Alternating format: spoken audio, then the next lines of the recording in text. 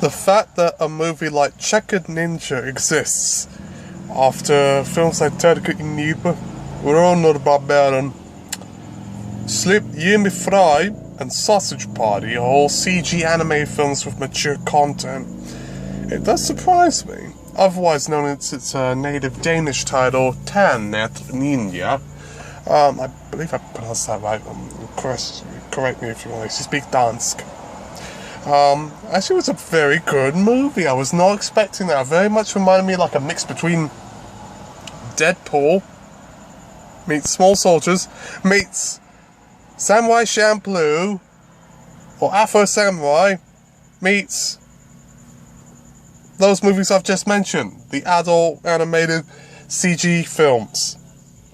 I wouldn't say it's as good as Sausage Party because that's a personal favourite of mine, but Ternet Ninja, it was a very fun ride, and the little doll that has been possessed and wakes up alive after a nasty beating of a little girl at a sweatshop factory in Thailand, and decides to avenge the man that eventually killed her.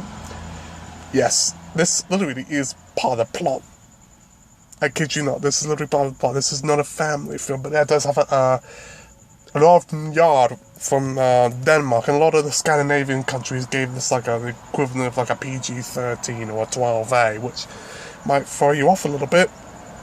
But if you've seen TERKEL INTROUBLE or Sausage Party, you're probably not going to be too put off by this, especially because it is quite crude in nature, and there's quite a bit of swearing and references to drugs and some sexual stuff. Overall, it's not as bad as Fritz the Cat, on the other hand, but it is quite shocking when you do see an animated film depict those sort of things. But going back to it, the story is just I want to be intrigued by it. It's really subversive. You wouldn't expect an anime film of any means to talk about sweatshop factories and illegal child labour and child murder in that sort of way. That's quite adult material. You're entering some political territory, a satirical matter that you kind of seem like a Armando Iannucci or Chris Morris skit. I thought it was quite clever. I don't think many people will have seen or even heard of Ternet Ninja, but if they do, definitely give it a shot. There is an English dub of it available. I found it on YouTube. A friend of mine was talking to me about it. I didn't even know about this movie until I was scrolling around seeing what other cinemas in other countries were playing. I checked one in Oslo, which was owned by Nordisk Film, and they were showing a film called Ternet Ninja, which is the Norwegian title for Checkered Ninja or Ternet Ninja.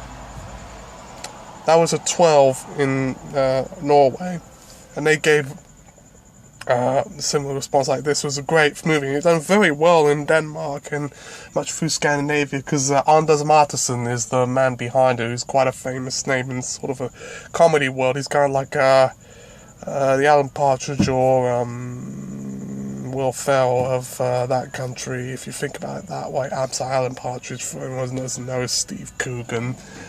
But it's very funny what he's doing right now, but you might not get some of the little Danish nuances. I know I did, and I'm not from there, but I wish I was.